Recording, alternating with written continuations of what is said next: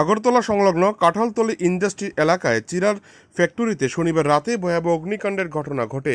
ঘটনার সঙ্গে সঙ্গেই ফ্যাক্টরির মালিক ঘটনাটি প্রত্যক্ষ করতে পেরে চিৎকার শুরু করলে আশপাশের ফ্যাক্টরির লোকজন ছুটে এসে খবর দেয় অগ্নি নির্বাপক দপ্তরের কর্মীদের। খবর পেয়ে বাদারঘাট, আগরতলা, আনন্দনগর, মহারাজগঞ্জ বাজার সহ বিভিন্ন জায়গা থেকে ইঞ্জিন ঘটনাস্থলে দ্রুত ছুটে এসে আগুন নিয়ন্ত্রণের কাজে হাত লাগায়। অগ্নি নির্বাপক দপ্তরের কর্মীরা রবিবার সকাল ৯টা পর্যন্ত চেষ্টার পর আগুন নিয়ন্ত্রণে আনে, তবে ফ্যাক্টরির ভেতরে থাকা চিরা এবং ধান পুড়ে ছাই হয়ে যায়। ঘটনার খবর পেয়ে শনিবার রাতেই ঘটনাস্থলে ছুটে আসেন আমতলী থানার পুলিশ। রবিবার সকাল থেকে এই ভয়াবহ অগ্নিকাণ্ডের ঘটনা নিয়ে প্রশাসনিক আধিকারিকদের দৌড়ঝাঁপ লক্ষ্য করা গিয়েছে।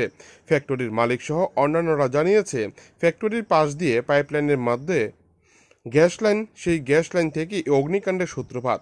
তবে এই ভয়াবহ অগ্নিকাণ্ডের ঘটনায় ক্ষয়ক্ষতির পরিমাণ আনুমানিক ৮০ লক্ষাধিক টাকার মতো হবে বলে জানা গিয়েছে।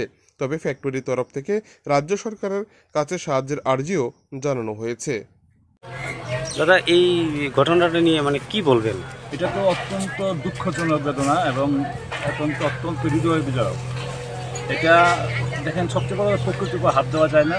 আমি যতটুকু খবর পেয়েছি, আমাদের প্রধান আছে, আমাদের পঞ্চায়েত প্রেসিডেন্ট আছে, উপপ্রধান আছে, এটা রাত্রেবেলায় সম্ভবত গ্যাস লিক করে এটা হয়েছে। এবং আমরা মহেশখালী পঞ্চায়েত কমিটির পক্ষ থেকে সরকারের কাছে আবেদন রাখবো, যেটা ক্ষতি হয়েছে যদি সম্পূর্ণ ক্ষতিপূরণ দেওয়া সম্ভব না, তবু যতটুকু সম্ভব সেই ক্ষতি জায়গাটা পূরণ করা যায় এবং গভর্নমেন্ট সেটি করে আর এটি আপনাদের মাধ্যমে ত্রিপুরা সরকারের কাছে আমরা একটা আবেদন। মিলটা কিসের মিল ছিল? এটা মুড়ির একটা কোম্পানি ছিল, যে আমরা যে মুড়ি খাই মুড়ির একটা মিল ছিল। ক্ষয়ক্ষতির পরিমাণটা কিরকম হবে আপনার ধারণা? দেখতেই পাচ্ছেন, মিনিমাম ধরুন ৫০ থেকে ৬০ লক্ষ টাকা হবে। স্যার কেমন আছেন? অনেকদিন পরে দেখা